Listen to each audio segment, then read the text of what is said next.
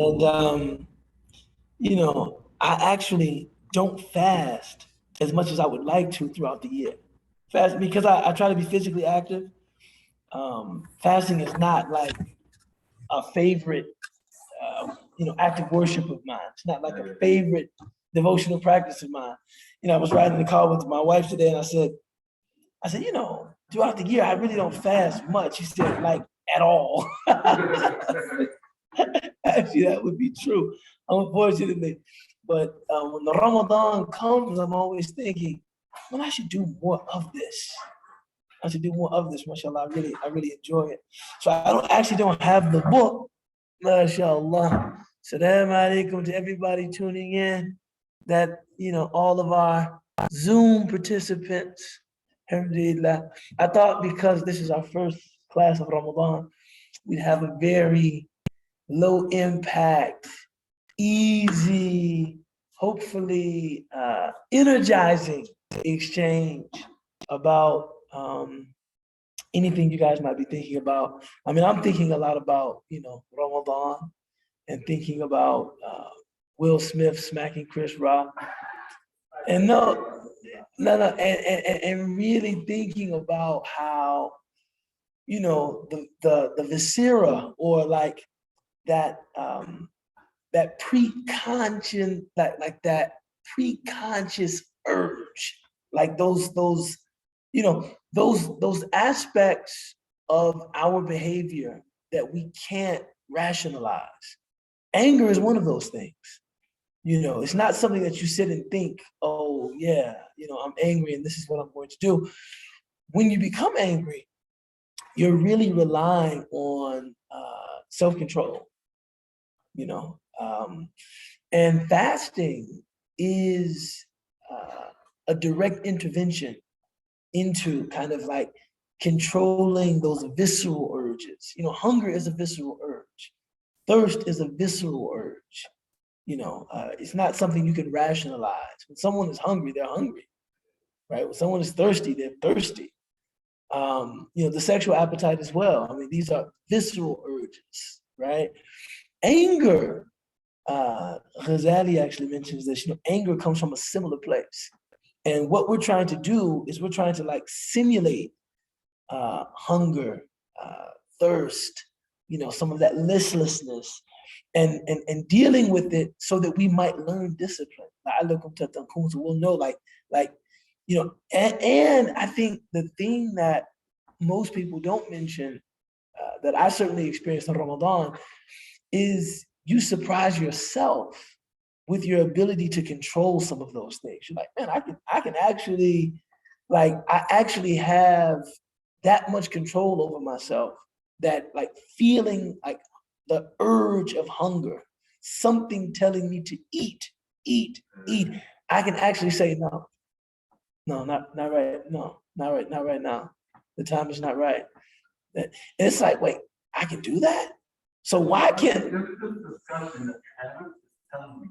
You just said eat 3 times. Yeah. I'm literally reacting like, well, like it just looks like eat, right? And you can actually say, no, not right now. Right. And it's almost like, if you can do that, then you can certainly say that to your anger. Like, assault somebody or verbally or insult somebody. No. I mean, I feel like the heat of kind of like, impassioned rage, but I can actually, no, I'm not going to do that. And so I think like that was one thing I was thinking about. I actually wrote an article about this today. I know I'm late. Everybody has commented on the Will Smith thing, but I've been busy. And so I was thinking about that connection, and then thinking about the gravity of ridiculing people. We live in a culture that not only is that kind of jesting um, acceptable, but if somebody, quote unquote, takes themselves too serious to, enjoy or tolerate that kind of jesting, then we actually hold them in contempt. Like, what's wrong with you? Right? And I get it, Islamically, we operate with something called hukm al-rida, or like the rule of mutual allowance. If two people are, joking with each other or roasting each other, and both of them enjoy, or both of them at the very least accept that, this is something that we do, then it's totally fine. Even something that, someone else might think, whoa, that's off limits. If they're okay with it, like, yeah, we joke about these sorts of things. But the minute someone takes offense, then it becomes impermissible. If somebody like takes exception to something that's said. Now, of course, the offended party doesn't get to approach the stage at the Oscars and slap somebody, right? But they do get to say like, I didn't appreciate that joke. And that should be respected. Now, what I find, and my wife was arguing like that, this is not a novel suggestion. What I find interesting about that ruling is that the only criterion for judging the impermissibility of the joke is the person's response to it. Even if they're actually responding because of some ulterior reason. Like people say Will Smith is only mad because of his wife having this extramarital entanglement. So even if that's true, he didn't like it. Or it wasn't about what was said. It's like I found this ruling like to suggest like those insecurities even must be respected. If there's some reason that I'm like you say something about me, like for instance, great example, if you say Ubaydullah is so black. Now I am very dark skinned, and someone else could say, why don't you have pride in that? Right? If you just make the statement, you're so black. But if there is some insecurity, maybe some childhood experiences, maybe a context in which black skin is regularly, degraded, that is making me react the way, it doesn't matter. The ulterior reason, if you say, look, I just stated the statement of fact, I just said your skin is dark. Well, I didn't say anything. Right? It was benign. It was a physical description, that's it. The fact that I took exception to it in the Islamic ruling, that's enough. I took exception to it. I didn't like it. And bisarf an-nadar, without looking at why I didn't like it. Maybe he didn't like it because his wife really did have an extramarital entanglement. Maybe he was this cuckold man. So what? We all have insecurities. Yeah, that doesn't change. It doesn't change the wrong on both sides. Yeah, on both. But I was also kind of trying to raise this point that I guess there is this almost sacrosanct space, sacred space that comedians occupy in our culture that they get to say anything about anyone. And if you don't like it, why are you at the comedy set? Why are you there? This is what happens. Well, I mean, there's a thing where it's like, it's okay that you don't like it. It's fine. You're here, you're paying the ticket. So it's like, okay, you're going in there knowing that you might hear something you don't like. Yeah, You already know that, like, you know what I'm saying? The thing is, can you handle it?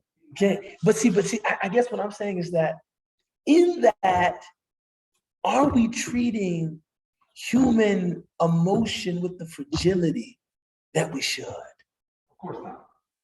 Because what if I can't handle it? Am I to be ridiculed for that? When I was growing up, we would ridicule someone for getting mad.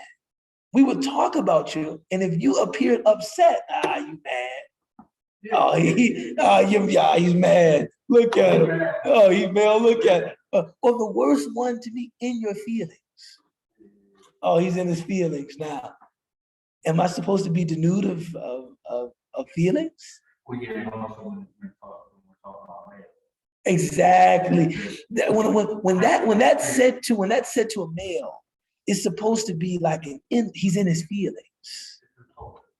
He's in his feelings. Like I'm thinking to myself, what does that mean? You said something about me that I didn't like.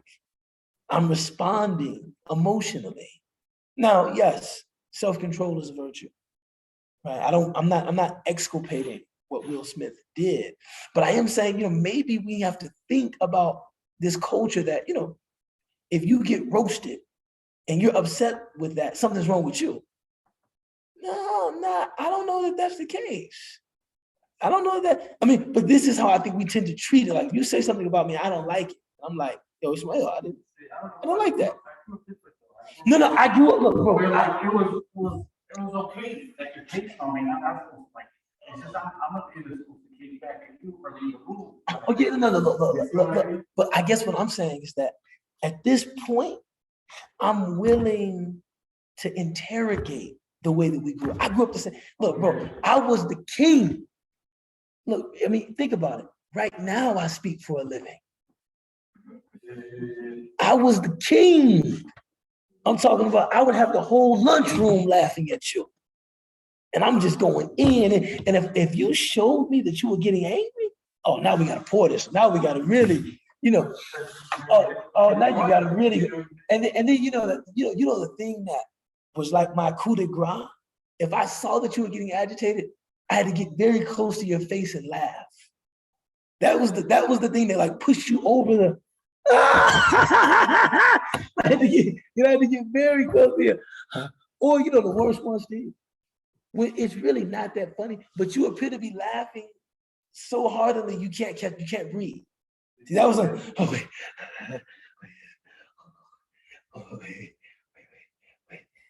These are all strategies. I wanted you to feel like I was having a really good time at your expense, in the hope that you would blow your stack, right? And then, if the person became angry like that, what was the next move? You remember the next move? The next move was never to engage in confrontation. That's what they want. Now you have to de-escalate. Now you have to de-escalate. That's when really, yo, man, oh, come on, man, it's a joke. Now you want to beat me up. Now you want to fight me. Oh, tough guy, he wants to fight me.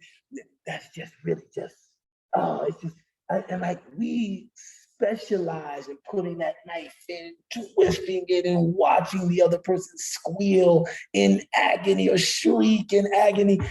And I guess I'm getting to the place now. I have children. I'm getting older. Is that the right kind of culture? Is that right, bro? Oh, of course. So I'm thinking, is that right, man? So the idea that a person was affected by someone else's speech, and this is indicative of a blameworthy emotionality in them. The loss of self-control and the assault is despicable. But the fact that, I guess what I'm saying is that culturally, did he have the space to say like, Chris, not cool, man. My wife has alopecia. Not cool, bro. Not cool. I feel like culturally, there's not a space for that. There's not acceptance. Yeah, and there's not a space to say like, like.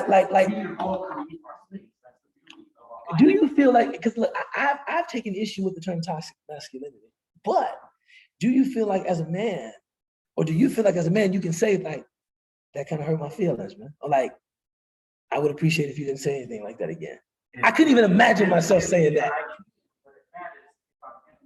Like you mentioned in the beginning, where like people case on each other and say certain things, we're close to each other. If me and my homies and we're close, and he's like a brother to me, I can tell him, yo, you just hurt my feelings bad. I can't say that. I don't know. What do you think? I mean, I think if I said that, everybody in my circle would assume that I was being sarcastic. If I said like, bro, you just hurt my feelings, they would laugh even harder. And they would think like, this is my they would almost think that I was saying like, I'm so impervious to my feelings being hurt that I could just say like, you hurt, bro, that hurt my feelings. It's going along with it, like, bro, that hurt my feelings.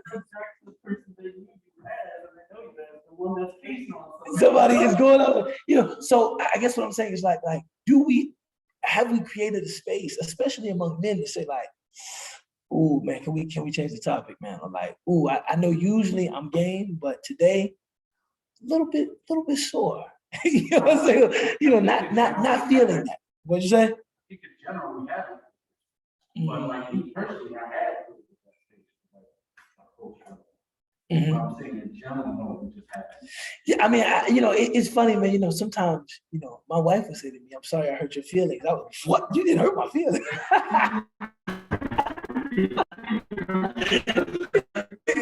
You know, feelings. I'm upset because what you said was wrong. You know, but in terms of my feelings, oh, I mean, you don't have to worry about that. You know, you say you hurt my feelings. I just don't want you to say something that's displeasing to Allah. You know what I'm saying?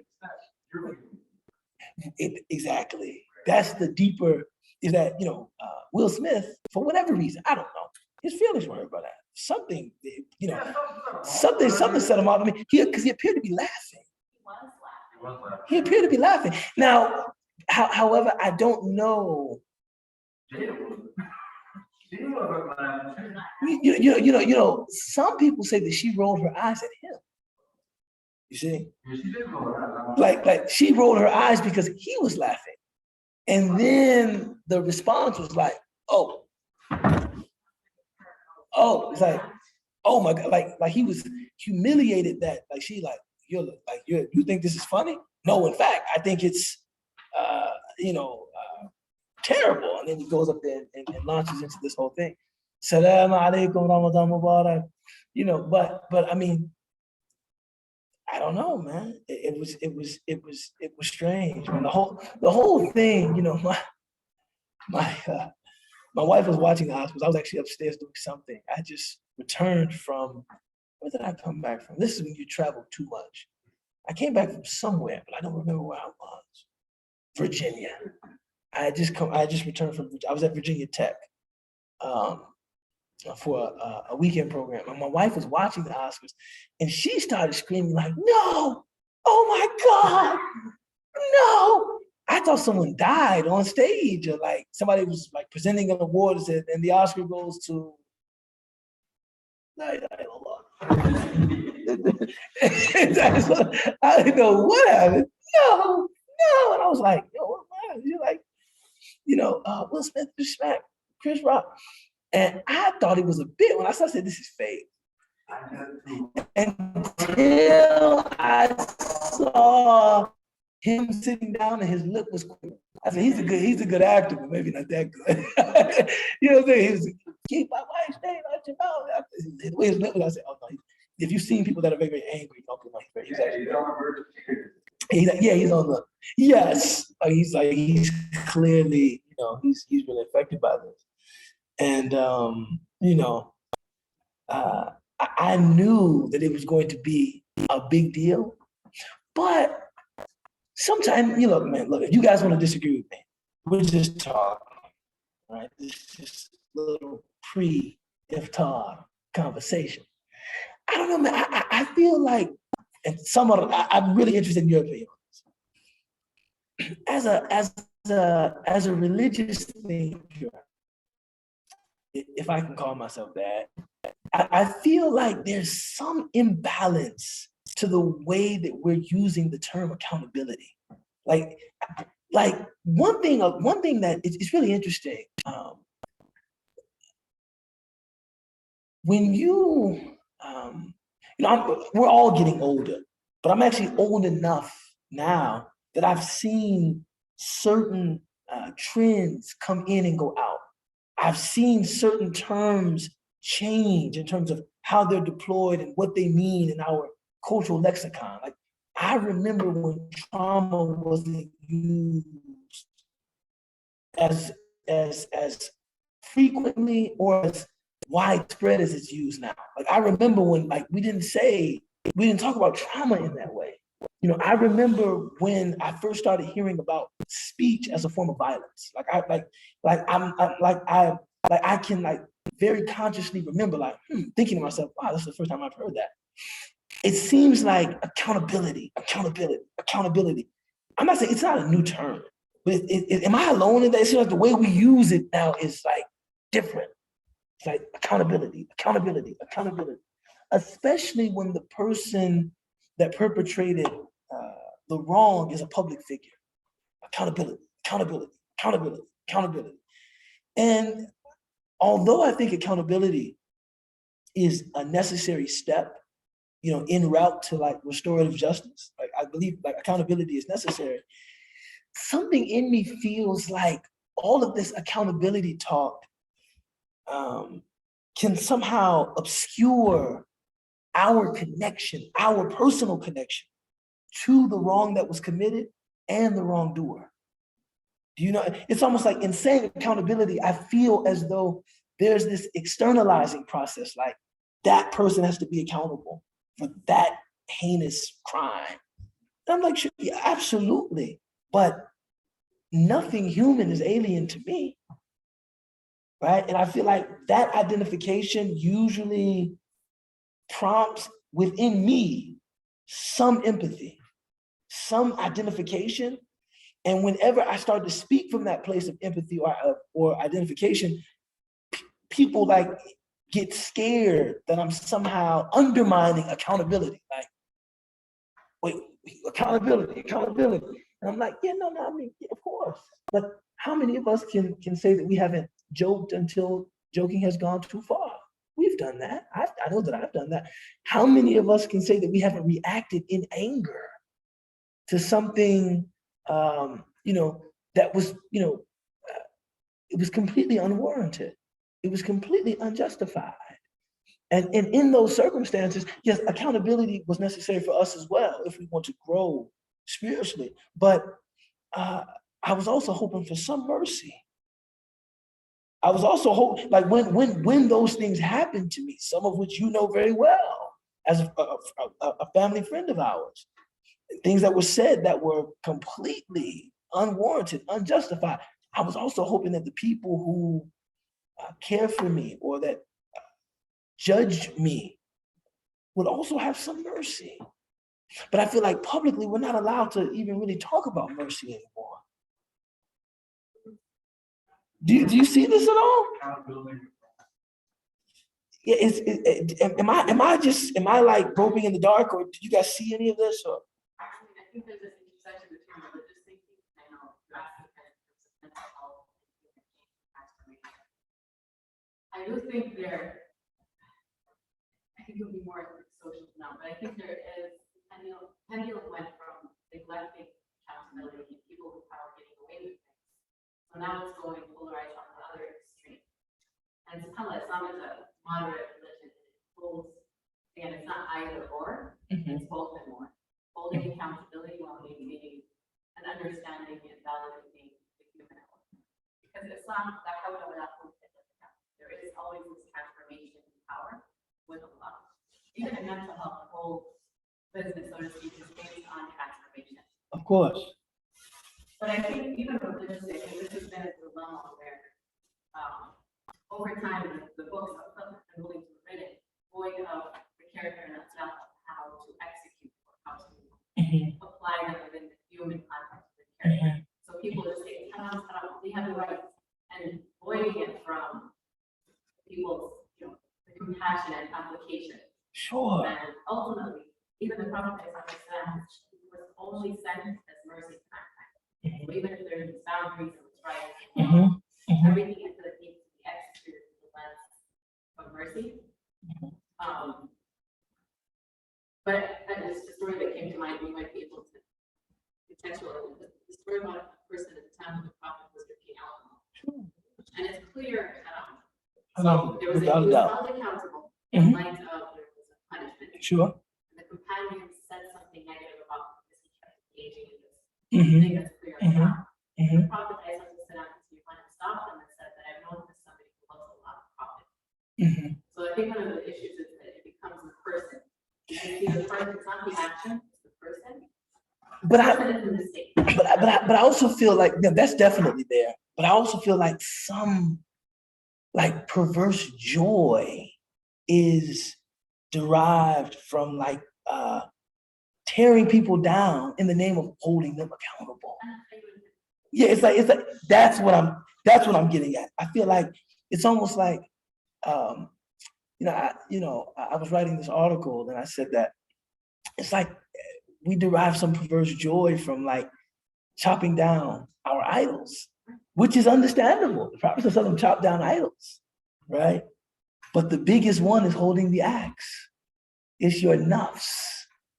And a khayrun min, I'm better than this. You know, it's almost like that, like, I don't know, I can't articulate it. This is still a bit inchoate and convoluted in my mind, but I just feel culturally like I'm seeing something, but I'm seeing a social phenomenon, you know, but my thoughts about it are not clear enough to offer cogent commentary. But there's something I'm seeing in this like new accountability thing, where a person is just ripped to shreds. Then, you know, things in the past are dug up, and I'm not against the accountability, but it seems like, why do you seem so gleeful?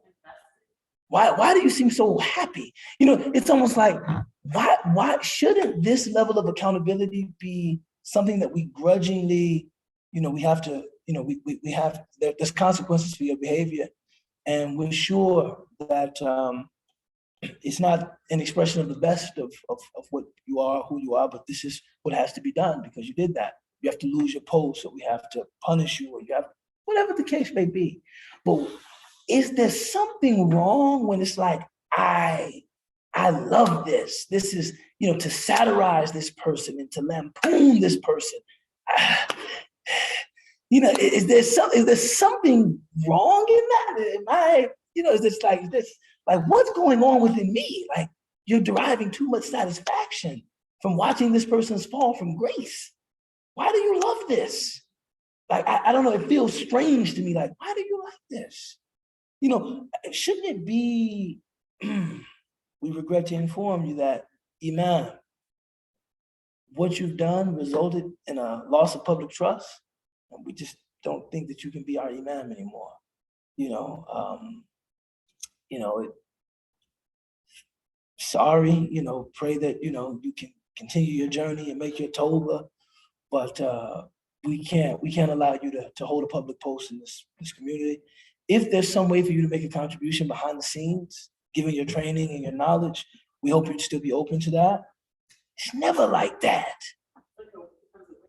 It's never like that. It's like we want to put you, we want to, you know, it's like a Salem witch hunt, right? The crucible, right? We want to hang you in view of everyone to show, look at how we've purged the demon. But have we really purged the demon? Well, is Epstein the demon? Or is Epstein representative of demons that we really don't want to speak about, that are endemic to our culture?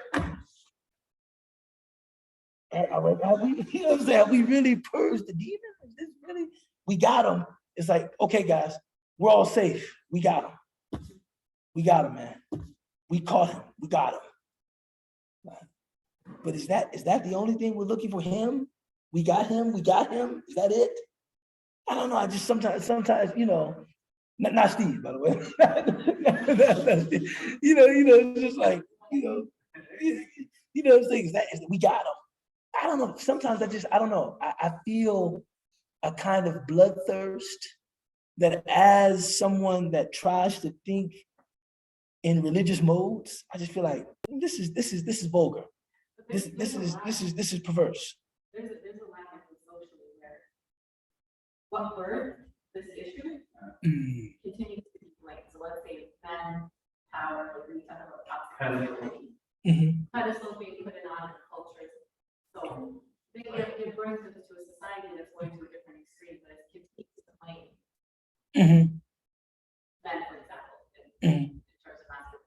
Or I don't know, even with mental health, like when you talk about trauma, there's been an age where people would stigmatize, you know, people with mental health issues, and put them in cages and watch them, treat them a certain way. So now there's this movement where it didn't just stay in a balanced way where we're validating and supporting, but I went to a point of even romanticizing mental health issues.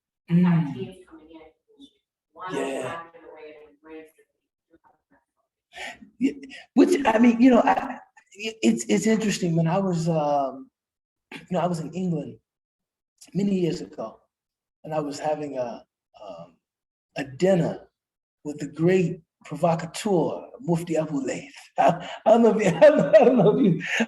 you've ever heard of Mufti Abu Layth. Mufti Abu, the great provocateur, Mufti Abu Layth.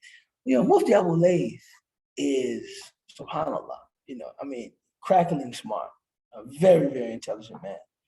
And, likes to agitate people.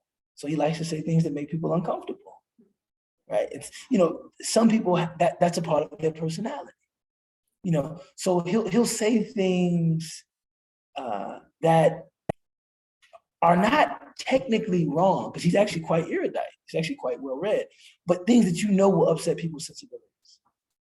So he'll talk about, there's nothing wrong with Halloween. What's wrong with it? My kids want to go trick or treating, that's okay. And this is somebody that just studies at the advanced level of Mufti in the Maliki school. And look, if you think like, oh, you don't know what you're talking about, I mean, he's prepared to argue with people that have that traditional training. And so, the most outrageous things, he was talking about Palestine. The Palestine joint was, and he was saying, the Palestinians should, they should leave Palestine. Let Israel have it, right? I mean, I know you managed to understand her. And look, and just her face, her sensibilities are upset. You know what I'm saying? He was like, he was like, didn't the Prophet make hijrah from Mecca? You think you love Palestine more than he loved Mecca?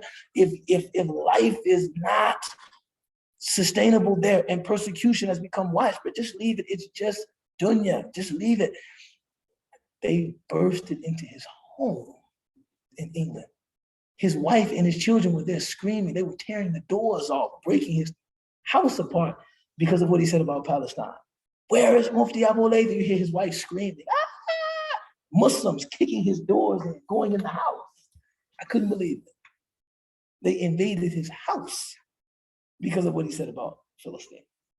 But I had a private audience with him. We were having dinner. And I guess he wanted to upset my sensibilities. And he did. He said, "Let me face it. We're in the dark ages of Islam. The West is more advanced than us civilizationally on every front." They just face it. They're better than us. I know we're not supposed to say that because we're Muslim and they're not, but it's the truth. I know we're not supposed to say that.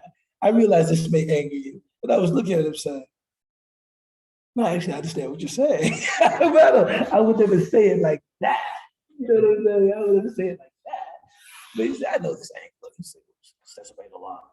I know this angers you. They're better than us in every respect." He said, you have Western societies in which animals have more legal standing than poor people do in Muslim countries. And he actually had text for that. Like, he wasn't just making like a music. Like, no, look at these laws. You couldn't treat a dog like this in the United States. They treat people like this in Pakistan.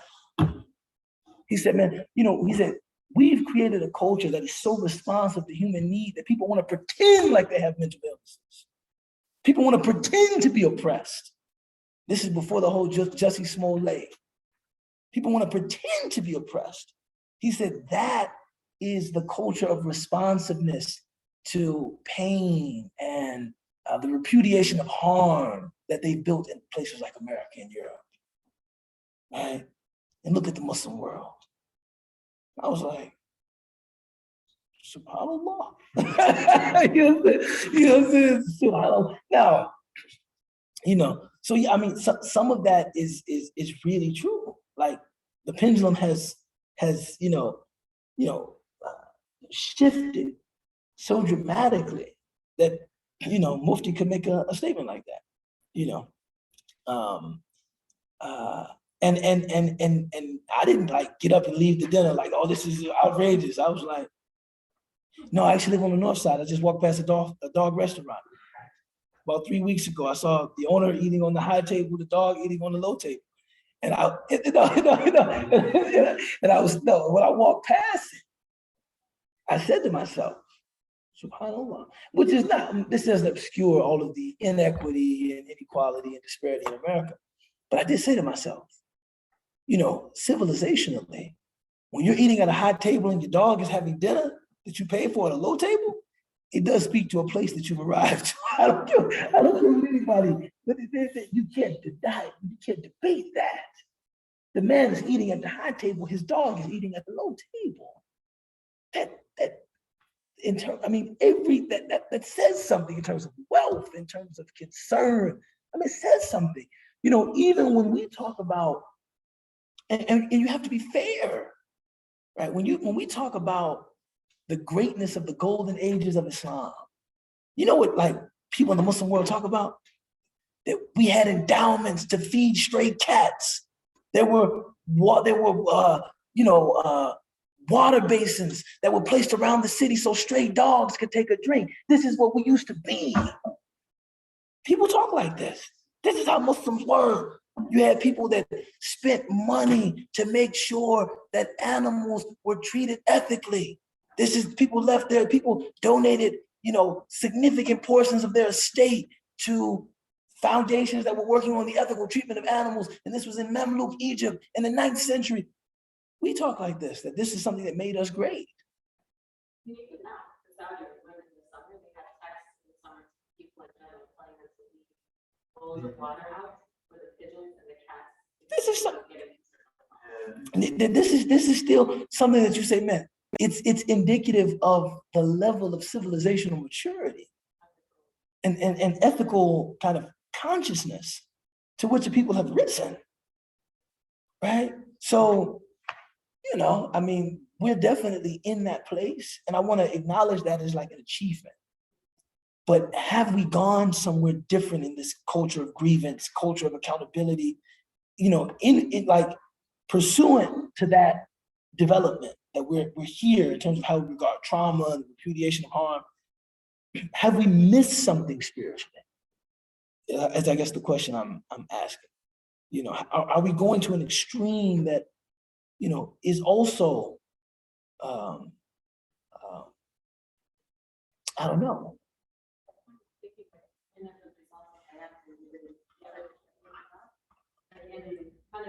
Yeah. كتب عليكم القصاص في القتل. Ramadan is the only time that our Quran references are very sharp.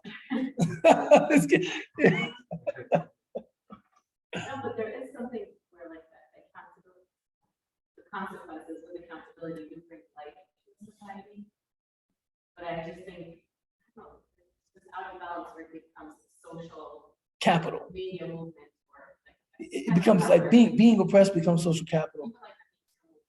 In essence, what he's calling for is something that's important, and unfortunately it became so broadcasted because it was so neglected. So it's almost like the pressure is there, there's no, it's not budging, and when it comes out, it just goes. Yeah, no, and being oppressed is social capital, and pillorying, like just pillory the oppressor is somehow, I don't know, it provides a kind of energy to like destroy this person. It's like, yes, yeah, we did it.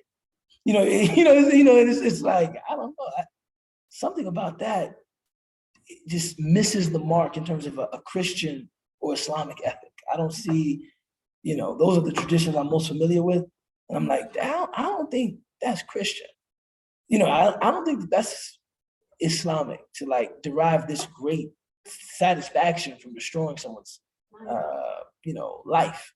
Now, the redress of wrong, of course, is very important. Justice is very important. But I don't know that delight should be taken. You know what I'm saying? I think that comes down to that. Like feeling better than others to be able, instead of thinking like, like you said, everything, you can connect or relate to anything. You can see yourself doing. Sure. Like, criminal killers, stuff like that. But people don't use their kids, but when people have kids, I understand how people come to that point. No. People become so divorced from their own humanness, and it's weird that they find joy in it. Even say that she was accused of dinner. And there's a story of the companion and his wife talking about it. She was talking to her husband. Would do that? She's like, no, how would you think that say that? Subhanallah. So there's a point of coming distant. I don't Yeah, it's, you know, there used to be a saying, and in the gospel that it's still a saying, but it used to be much more popular. There, were it not for the grace of God, go I. And when you see somebody in a very unfortunate circumstance, it doesn't mean that somehow they don't have to be punished or held accountable. Of course they do, right? I mean, we believe in the redress of wrong, but to recognize that, you know, I mean, the way that you're talking about it, how far do you really think you are from it? You know, one of the things that's really sobering, and I think spiritually helps with some spiritual realization of just the way we've been shown favor by Allah, is talking to people that and getting like talking at length with people that were guilty of great wrong. And you'll see that many of them didn't start life as like the spawn of Shaitan, like the spawn of the devil. My life actually started quite normal. And this happened and this happened. And before you know it, I was kicking in somebody's door, shooting 3 people, trying to retrieve, a kilogram of cocaine.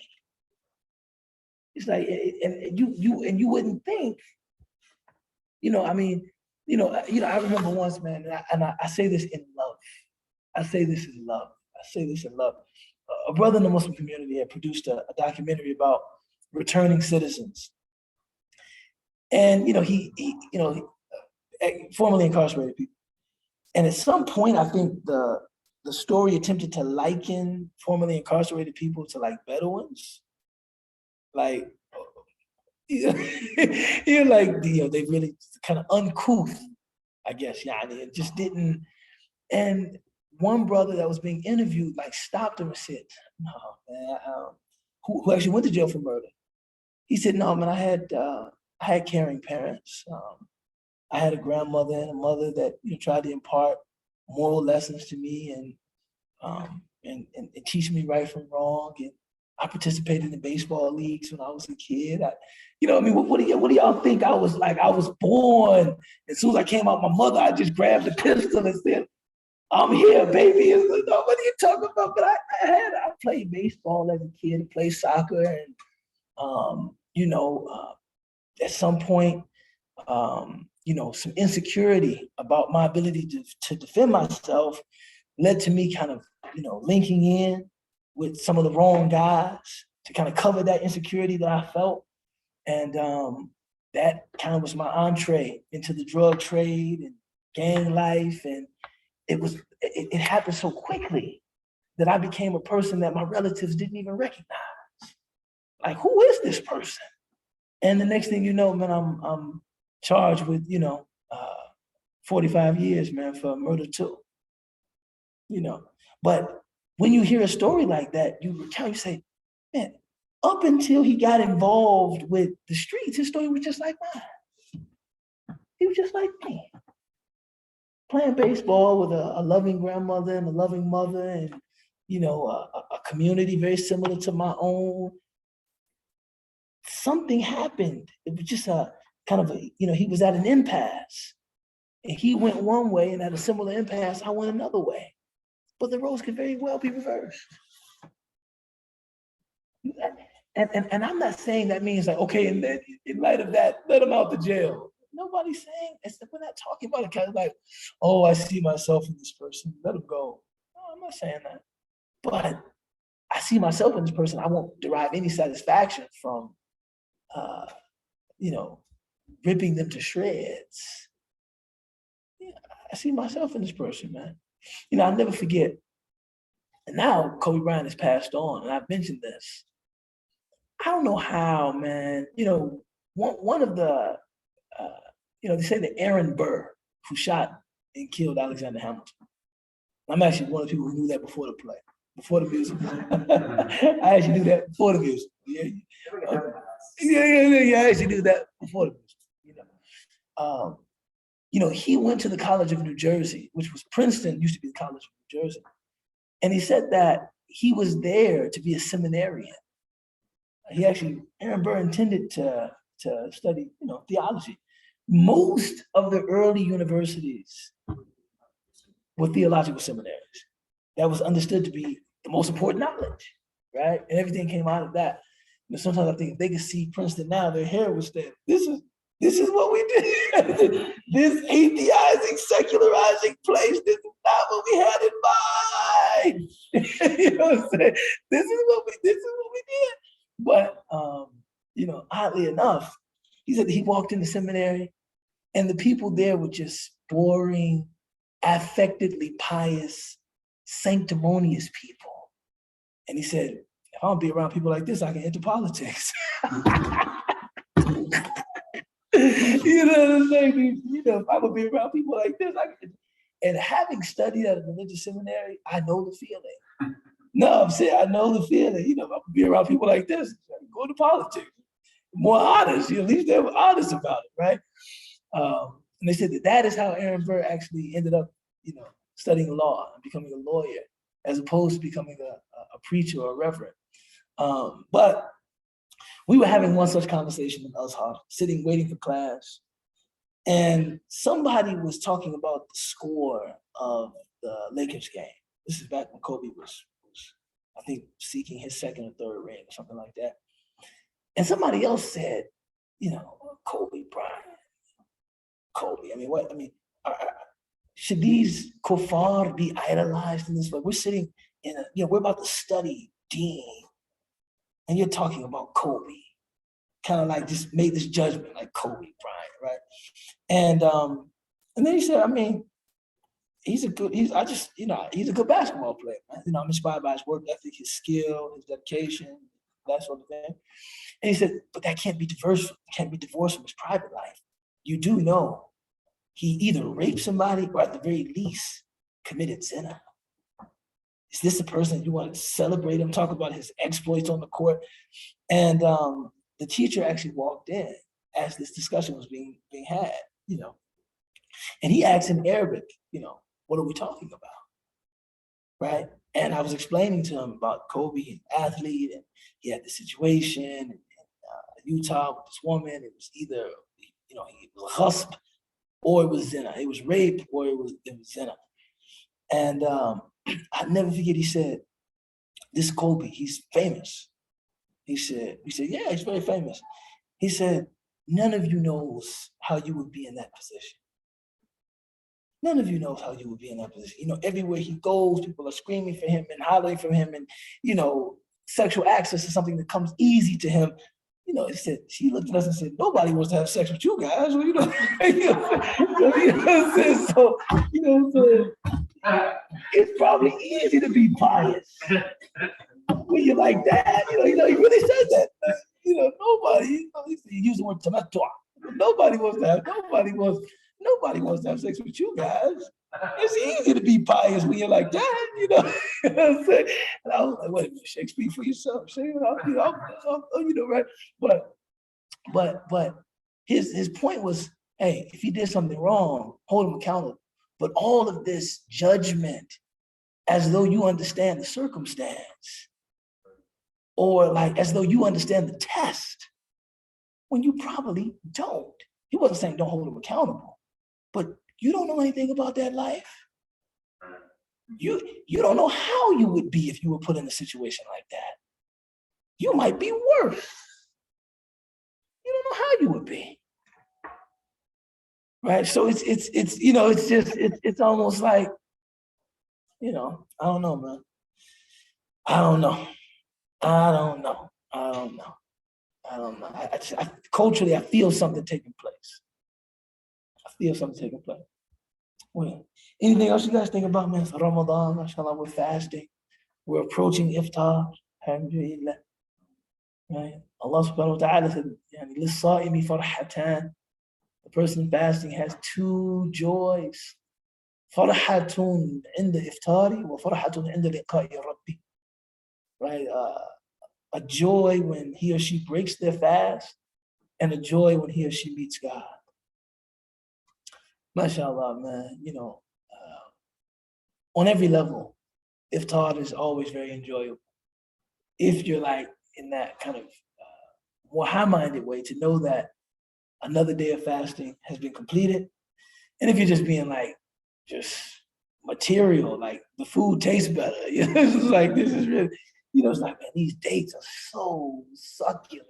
They're so enjoyable. They're so appetizing. Then you eat them in Shawwal, and you're like, yes, they call it a superfood, but I think I don't know.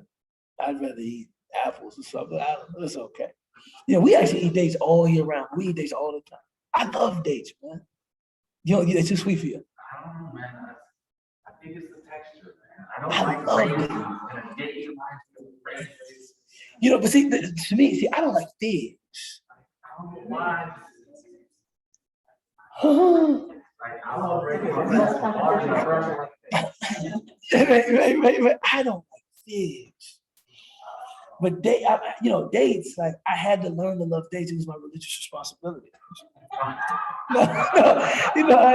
I really, because prior to accepting Islam, I had never seen it. I had never seen a date before. Prior to accepting Islam, I remember I saw people at the masjid eating what appeared to be like giant raisins, and I was like, "Yo, man, why are they eating the California raisins, man? What? Yeah, I mean, what are those like big raisins or like figs, but outside of Newton or what?" You know what I'm saying? It was like a fig outside of Newton or what? And now we're very sensitive to like conversion to Islam. It was like Sunnah, Prophet ﷺ, love this. You talk about this, and I said, "Oh, I didn't know. Oh, let me try it."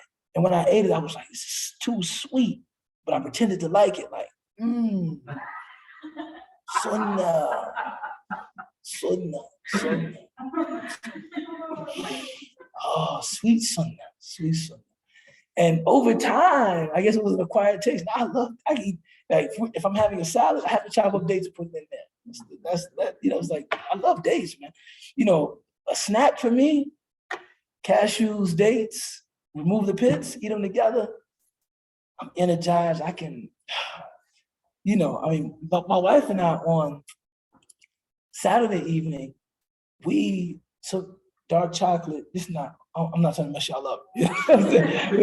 At the end of your fast, but dark chocolate, melted it, put it, in the looks like a beaker, but I don't know what you call it. Some kitchen implement that resembles a beaker. And To melt it inside the bowl. to melt it inside, melt the dark chocolate, and then took the pits out of there and put it inside the dates, and then put some walnuts on top of the dates and some peanut butter in the dates. It was delicious, man. And then put it in the refrigerator to let the chocolate congeal. And then, oh man, I love dates. Yeah, no, that was that shot, man. And I think it was cool because we did it together. And she was like, "Oh, wait, stir the chocolate, wait, pour the chocolate in the dates." Yeah, and it was delicious, man. All life. Matter of fact, that's too much. If I put a little request in now, I don't think this is gonna be furnished, but it's worth a try. Let me see. This is like my mom's like 8th Ramadan. She fasts on Ramadan all the time, even before she accepts Islam. So, and then the thing about people who convert to Islam, their earnestness is like, so my sister is taking my mother and her husband and her daughter to Hawaii next week. Right, Chip was playing a long time ago, and I said, Mom, while you're in Hawaii, you don't have to fast. Just enjoy yourself. She was like, "What's the sense in that? I mean, it's Ramadan." I said, "Well, if you want, you know what I'm saying? What's the sense in that?" I said, "Mom, I mean, I said." She was like, "I mean, what sense is that big?" I'm like, "It's in the Quran." That's what I'm thinking, like, it's in the Quran. But she was like, "What sense is that big? I mean, so what? I'm in Hawaii. It's Ramadan. I mean, I can fast in Chicago. I can fast in Honolulu. What's the difference?" And and I was like, well, I think the ruling is just about the uncertainty of travel, that you just don't know. Can you access food at dawn? Where will you eat? I say it's kind of the same thing about like joining the prayers. You just don't know. Will I get another chance to pray? Will there be another clean, safe place? I'm not from here. I don't know. So that allowance is just for that uncertainty. She was like, oh, okay, I guess I can see that. You know what I'm saying? It's just for that, I don't, I'm not from here, so I don't know how things work. I said, that's the reason why if you're there for a long time, you're actually tasked with figuring out how things work. So you can fast, or you can say your prayers in the regular way if you're there for a long time, right? The Sharia considers that like, okay, you have long enough to figure out how to access food, how to fast, where to get your iftar, because you'll be there for, a couple months. But if you're just gonna be there for a few days, I don't know. Can I access what can I eat? What can I don't know. I'm kind of winging it. So the provision is like allows for that winging. You know what I'm saying? But yeah, my mother's like, I called her today. I'm like, so how's that Ramadan? She's like, oh, it's going great. I'm doing it's going great. She said, this year it's like 720. It's cool. I remember a couple years ago it was like 840 or something. You know what I'm saying? And I said, Mom, what is the difference between 720 and 840? She said, an hour and 20 minutes. I said, you sound like a person that says, I could run a marathon, but it's not the 26 miles, it's the 0.2 that kills you. What's the difference? Hour, 20 minutes. You're hungry all day. She said, yeah, no, the prayers are coming good. Alhamdulillah, mashallah. And so make dua, man. Things appear to be going well for my mom, mashallah. I think she's finding a lot of satisfaction, in Islam. And of course, I'm very, very pleased with that. I'm very, very happy about that, man. Mashallah. Mashallah.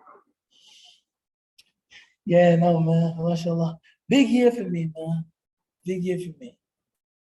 Guess it. If somebody says that, you know how old I'm making this year?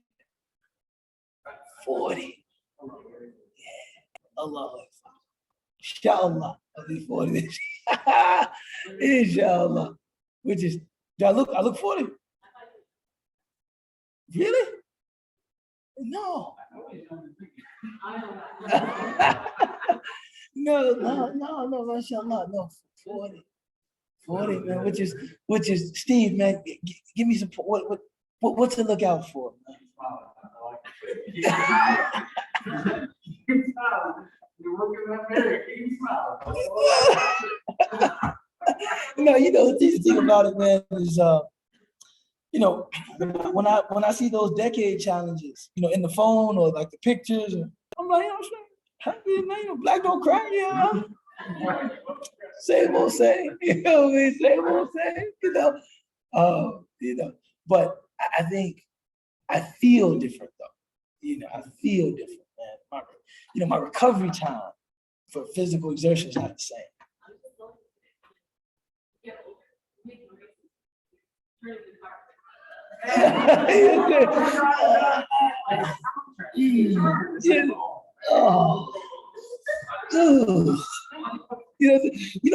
But also one thing I appreciate about it, and this is relevant to Ramadan, is there's a certain mellowing. There's a certain like you see you don't see the utility in like this super emotionally charged reaction every day. It's like there were certain things that would just set me off. Now I'm just like, somebody cuts me off in traffic. I'm like, ooh, man, he really got somewhere to go. There was a time when I'd be like, there was a time when I'd be, hey, man, come on, man. Now it's just like, ooh, boy, he's definitely in a hurry. He got somewhere to look. I hope he gets there. It don't bother me, man. I was out in Lombard or something like that, and I think I did something wrong in traffic. A woman pulled up to the light and just out her window just stared at me like. I just started to apologize and said, I'm still learning. I'm sorry. And she started laughing, man. She broke a little smile. Like I just said, I'm sorry. There was a time I was young, there's a parade going on behind me. Because there might be one going on behind you. What's up? Looking at me like you crazy. Man, I don't even let stuff like that get. Oh, I'm sorry. I'm not a driving instructor. I'm just a person trying to get to my lecture. That's all. You know, I probably made a mistake behind the wheel. I apologize. I'm sorry. You know what I'm saying? I'm sorry, man. You know what I mean? I'm sorry. So and it's weird that as with that visceral like thing, it's not there anymore. It's like, oh, for real? Okay. All right. All right, brother. You know what I'm saying? All right, brother. Okay, okay. You know what I mean? You know. So I appreciate that, man. But yeah, man, the big 40, man. You know, my wife tells me, look, stop plucking them silver hairs and let them come on in. But now every time I see one, baby, let me see those tweezers. I'm not ready. I'm not ready yet. Yeah, I see one. I get a certain satisfaction out of watching it go in the sink. You heard me wash this down the drain. I look at this joint. Then I got, I got certain fit. One of my best friends, man, his joint is like Colonel Sanders. Man. You know what I mean? He dyed his beard. Man. So he ain't fooling nobody. He ain't fooling nobody, man. Between you and this other guy, he was half the beard down all of Chicago. And he keeps saying, look, yours is it's coming. It's coming. And then too, the other thing is that my children are so spread out. So Asia is a sophomore and Najashi is in first grade and Makita's in kindergarten. So when I'm with my daughter's school, I'm one of the younger parents. Like I'm one of the younger parents to have a sophomore, right? And I feel like hip, I feel cool, I feel relevant. But then I'm with my younger children, their school, I feel like one of the older parents. I'm like, yeah. In our homeowners association on the block, we were talking about some of the concerns we wanted to address to our aldermen. I don't know if you guys, she's Pat Dow. They're like, man, we talking along. We just been to the park instead of get our families going. It's like, oh, I see where some of the older folks. Some of the older folks here, my wife and I were celebrating our 9th anniversary. We went to Cancun and you're not married? No. Oh, okay. Some of the older parents with the young kids, like, oh, okay, you know what I'm saying? So mashallah. Like we'll leave out, but like, hey, I think everybody there was like between 28 and 33. You know what I'm saying? It's like subhanallah. Different generation. But mashallah, it's fun though, man. It's fun. I'm still having fun, man. Still having fun. Mashallah. Still having fun. Anything else, man? So the innocent era of Muslims is over with. What do you think are we in now? We're in the holding on for dear life phase. No, I mean that seriously, man. But it's a response to like reality, man. There was a time, like, I think about this. I mean, what is settling? What is moving the goalposts? And what is just like responding to one's reality in a way that shakes your priorities? Like I remember I saw, somebody told me that this one imam who was, very, very committed to kind of raising his family in that super religious way. He said, when Abdullah, his son, was young, my goal was to keep him in the masjid. Now my goal is just to keep him out of prison. And when I saw that, I didn't see like a broken man. I just saw, man, like my priorities have changed. There was a time when like my son, I wanted him to be Hafiz Quran, I wanted to go and study at Medina University, and now it's just like, son, just be a decent person, man, worship Allah. That's all I can, I can't you know, there was a time in my own kind of public thinking about Islam that, you know, if I saw somebody doing something that I thought was less than like the ideal of what we should be as Muslims, I felt like I had to say something to them about it. Like,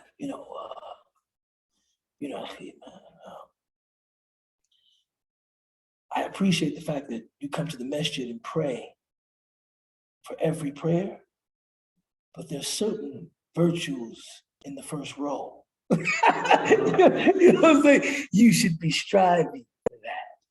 We should be striving for that. Now it's like, you know, whenever, like anybody I see that has like love for Islam and Muslims, you just feel a camaraderie with them, no matter their level of practice or identification with the deen. It's like,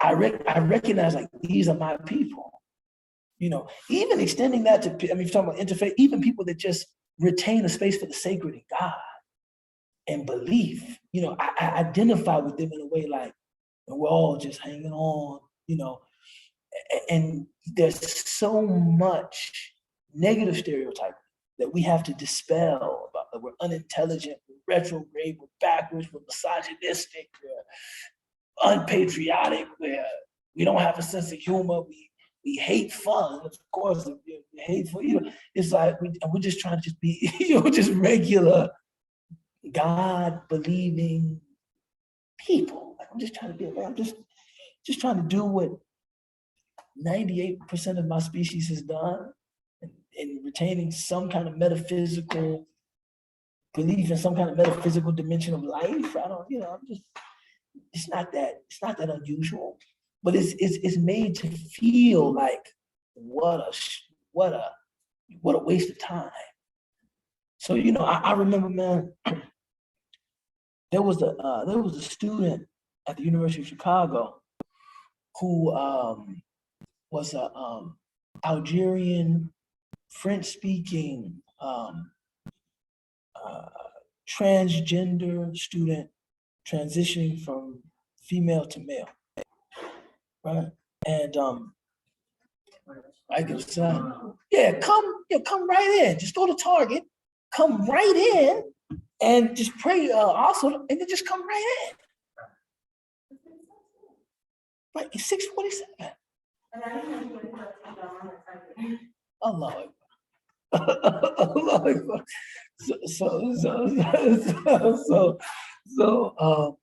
So, and a lot of students were like, I don't know, some students had some like opinions about this person and, you know, this, and just like I was saying, had like some opinions about this person, and I remember you know, striking up a conversation with the person, and just feeling this immediate like camaraderie, like in spite of all of this stuff going on that I'm probably incapable of really encompassing in terms of, we are very much united in that we believe in something together. And I felt that. There was a time when it was like, this is all just too weird. It's just like, no, I think we're like, you hanging on for dear life, I'm hanging on for dear life.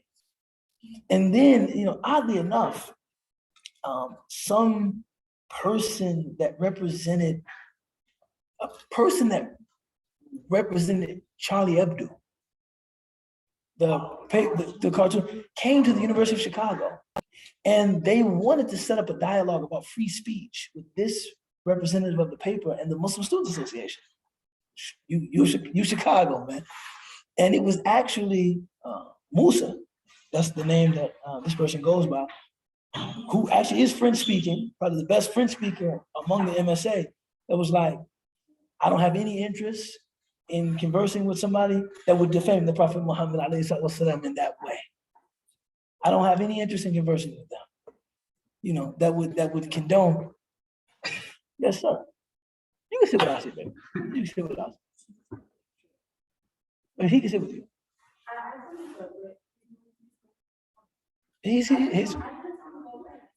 He's fine. You're okay, bro. Go ahead. You're fine. You're fine. Go ahead.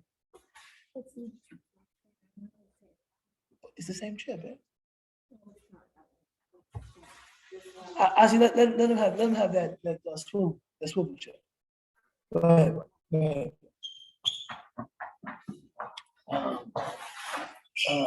But just like a big sister, you know what I'm saying? But yeah, no, and I just that experience was always very profound to me. It's like they were like, "Can you facilitate the conversation?" Because the first one was French speaking from Charlie Hebdo. Like, Musa, can you facilitate this conversation? And Musa was like, "Nah, I don't have any interest in that." You know what I'm saying? Maybe you would think because of my particular circumstance that I'm so liberal that I would be like a champion of this kind of thing. No, I don't have any interest in that. I don't want to talk to that person. You know what I'm saying? I was like, mashallah, mashallah. That's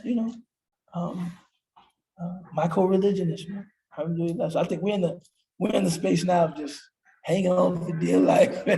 You know what I'm saying? Just hanging on for dear life, man. Hanging on for dear life. Awaiting the decision of Allah subhanahu wa ta'ala, man. Awaiting the help of God, man. But one thing that has done for me though, I retain a special respect and love for our community. That when I first became Muslim, I don't know that it was like that. When I see people like just making effort on deen, my heart swells with the kind of appreciation for them.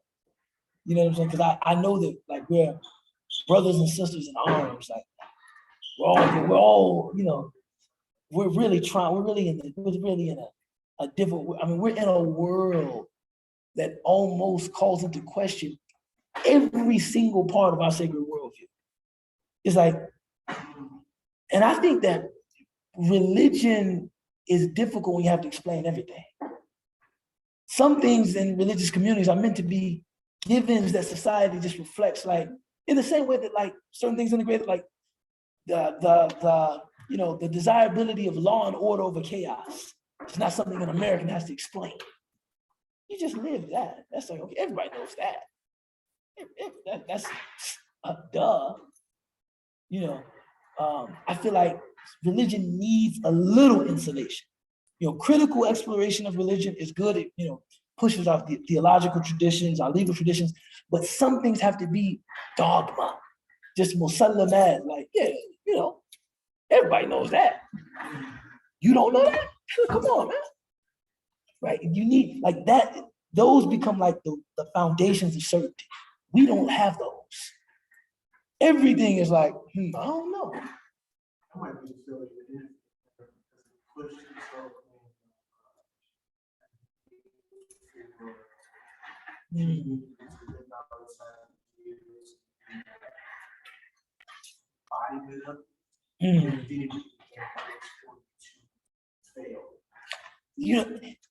That's so true. I participated in this conversation with two scholars. It was way above my pay grade, but I did my best. It was for the Zaytuna podcast with Rushan Abbasi, the Harvard PhD that is not teaching at Stanford. He wrote an article about idolatry. Right? It's a very good article. It's in the Renovatio, the periodical. That Jashi. No, just wait, man. I'm just saying you can enjoy the seat, but don't make that much noise, bro. And we were talking about Islam itself becoming a kind of idol. That, one of the things that, we see in like the last 40 or 50 years because of Islam's kind of civilizational encounter with the West, that it becomes reified. It's like Islam is like a thing and not an experience. It's like, what does Islam say? What is Islam in this? We're not even talking about God anymore. We're just worshiping like Islam. It's just about this thing. We got to protect Islam. And it's like, in that, some people don't even have a relationship with God. And he said well, I'm extrapolating that. A good example is that if we see somebody worshiping God, and they're wherever they are in their practice of worshiping God. It's easy to like accept that. Like he doesn't pray all of his prayers, or she doesn't pray all of her prayers, or sometimes they hear that they're worshiping God. And it's a journey. But when the focus is Islam, you feel like what? This is an affront to Islam. You not praying all of your prayers, this is an affront to Islam. You being this kind of person, this is an affront to Islam. You see what I'm saying? It's like, when did Islam become that? Right? And it's like, it's like this is a young woman in high school trying to learn to pray and pray regularly and pray well. And you're gonna make that almost like this civilizational backwardness and being behind the West and everything they say about us being true and Allah taking leadership from us because of our bad actions. You're gonna saddle a 16-year-old with all of that? With all of that? And she's just trying to pray and worship Allah. She got to carry all of that. It's too much. It's too much. It's not even real. It's too much. It's just like, so I think that, one person told me we got to get back to talking about Allah and not talking about Islam so much. Talk Allah, worshiping Allah, and not worrying so much about protecting the integrity of the tradition of our forebears, all of this stuff that I'm just like, subhanAllah. You know what I'm saying? I mean, and don't get me wrong. So what did subhanAllah. But, and don't get me wrong, anybody who knows me and we've known each other for a very long time. I'm a dyed in the wool traditionalist as a Muslim. Yeah, dyed in the wool. But I recognize when this stuff has become we're going too far with this. This is becoming a distraction from God. We're going too far with this. We have to get back to what the tradition is supposed to lead to, right? Not just this reified tradition. And this is nonsense. It's silly. This is nonsense, right? This is nonsense. And we have to call it out as nonsense. Like, wait a minute, we actually trying to worship God here, man. We ain't trying to, we're not trying to, well, sometimes worshiping God, you can play. See, look, you trying to give my lecture, you don't even know how to give it. But sometimes we worship Allah, we're just having fun, we're just playing. What's wrong with that? But see, I think that's it. This is Islam, this is serious. This is serious, man. This is deep. But what about, man, we worshiping God, it's feeling good. This is worshiping God and there's joy in it. What happened to the joy? Allahu Akbar. Najashi praying Qiyam last night. He got to sleep in his mom's bed. He said that was joy for him. Joy is when you pray at night and you get to sleep in your mom's bed. That's a t-shirt. You know what I mean? That's a t-shirt. Joy is when you pray at night and you get to sleep in your mom's bed. You know what I mean? Najashi woke up this morning and we were praying. And I said, well, stand next to me. He was leaning all the way in like that. And after he finished the prayer, he said, Mom said, if we have any gaps, the shaitan can get through. So I want to make it very tight so he can't, he can't get through at all. I said, mashallah, mashallah. They say so, but yeah, man, it's just like Islam, this and Islam, that. Don't forget about us. Like, don't forget to mention Allah. Don't forget to mention Allah. We worship Allah. Don't forget to mention Allah. So maybe that was a failure to interface. I didn't take that down, baby. Did you knock that down? Well, it's been like that. Okay. Alhamdulillah. But mashallah, I didn't bring any food, so I'll give people an opportunity to get to some food, inshallah. Bismillahir Rahmanir Rahim. Wal 'asr, innal insana lafi khusr illa alladhina amanu wa 'amilus salihati wa tawasaw bil haqqi wa tawasaw bis sabr. Allahumma taqabbal siyamana wa qiyamana wa qina عذاب النار يا رب العالمين. صلى الله على سيدنا محمد وعلى اله وصحبه وسلم. امين يا رب العالمين. MashaAllah. Assalamu alaikum, Eric and Allah. We saw the invite. You don't even know who's on. We saw the invite for the rock climbing. If we can make it, we plan on being there with the Famala, the Famala fam. We have to be in attendance if we can, inshallah. Inshallah. We'd love to see you guys. Alhamdulillah. All you guys always have our best wishes, always in our dua. Daddy, are we in rock climbing? Yeah, if we go rock climbing, we'll all go, inshallah. Where? It's on Clybourne. The street up north. Okay, salam alaikum. That's the boss. That is the boss. Bye, thank you. Don't be fooled. Yes, she is the boss.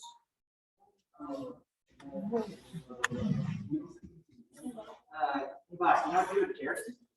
Oh, we don't put them away. Somebody else. No, this is.